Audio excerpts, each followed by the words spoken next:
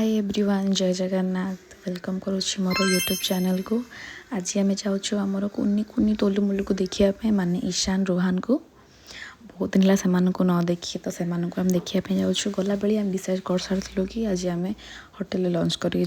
ना गोटे कथा आपण जदि माने ट्विन्स बेबी को भल ना सजेसन करें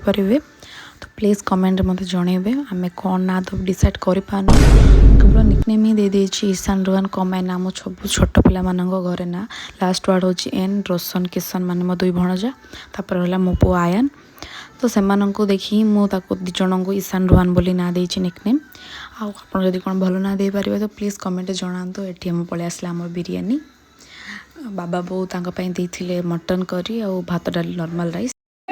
प्रभु हे हरि राम कृष्ण जगन्नाथ प्रेमानंद ये क्या हुआ। देन आम आम पेट पूजा कर बाहरी पड़ू।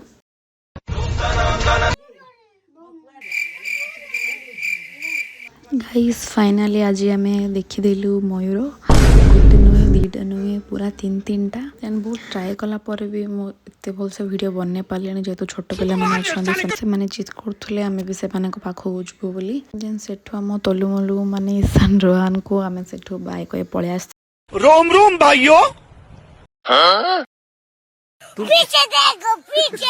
आज वीडियो ये मुझे चाहिए कैप्चर कर वीडियो